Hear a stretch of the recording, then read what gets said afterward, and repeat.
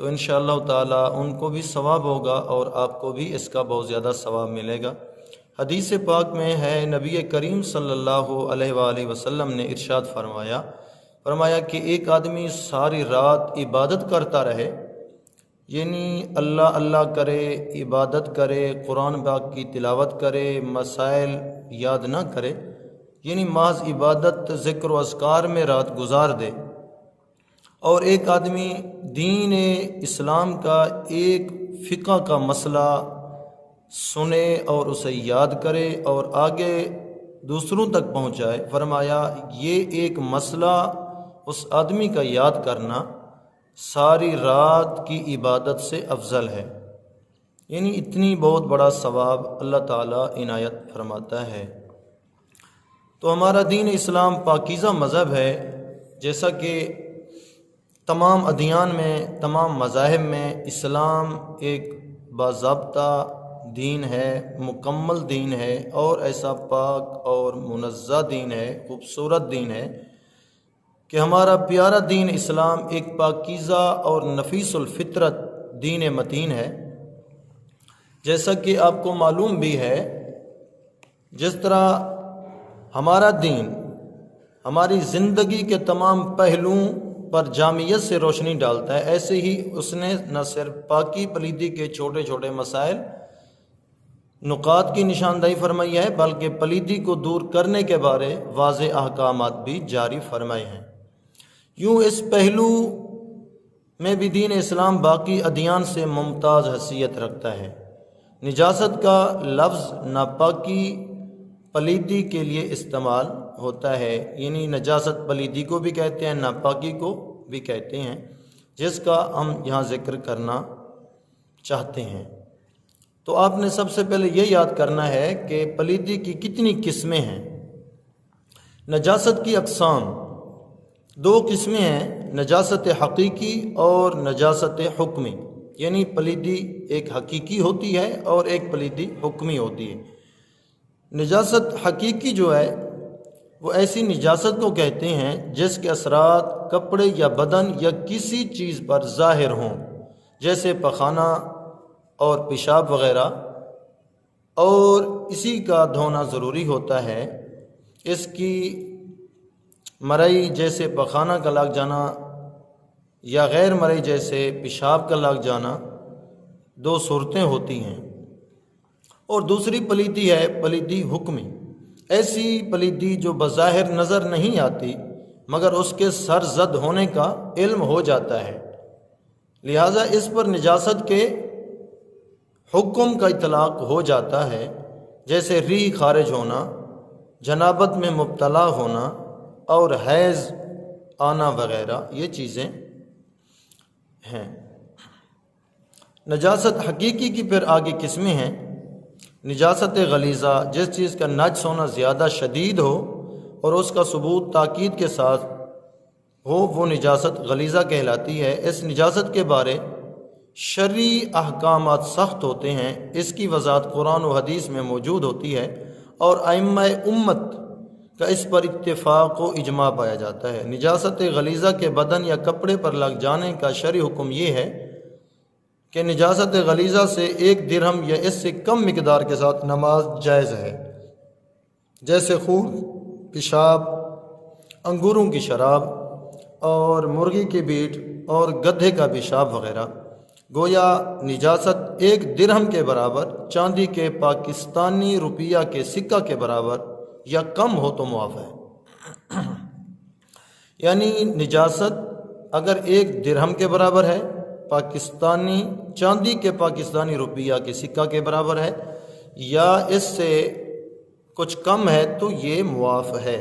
1 درہم سے زیادہ اگر پلیدی لگی ہوئی ہے کپڑوں پر یا جسم بدن پر تو پھر اس کا دور کرنا ضروری ہوتا ہے۔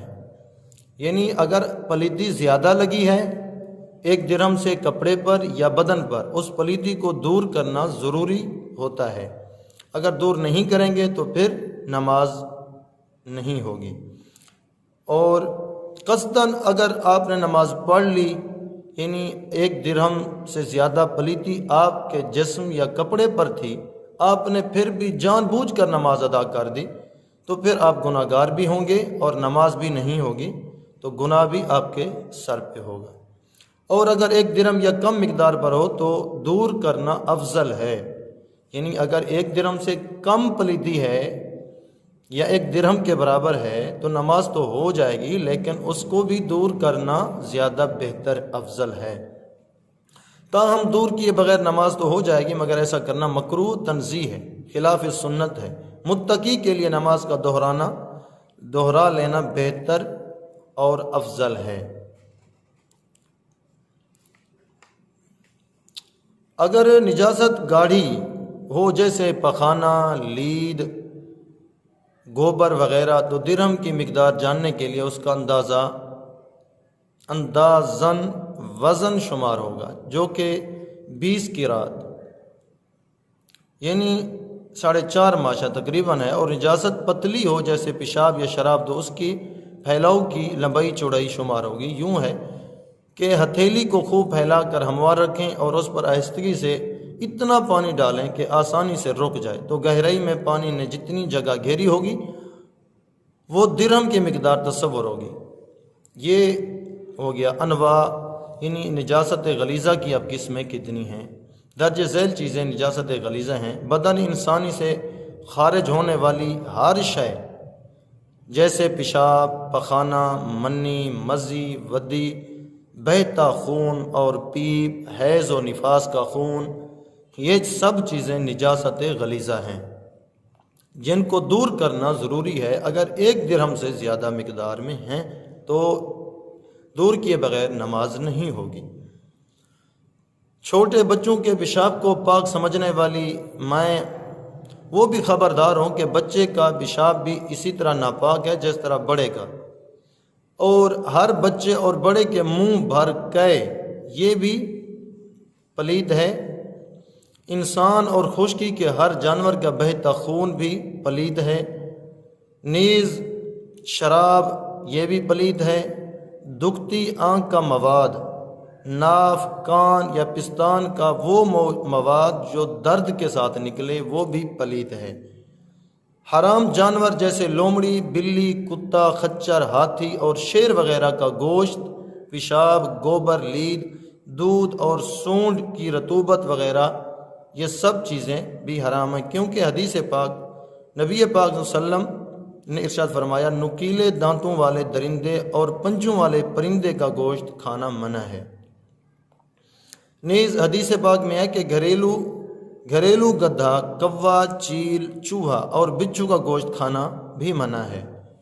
نیز درندے چوبائے جیسے شیر، ہاتھی، کتا وغیرہ کا لعاب، مردار کا گوشت اور چربی، نیز کافر یا مرتد کا ذبح کیا حلال جانور بے شک گائے، بکری وغیرہ ہی ہو مردار ہے، اس کا گوشت، پوست سب کچھ ناپاک ہے۔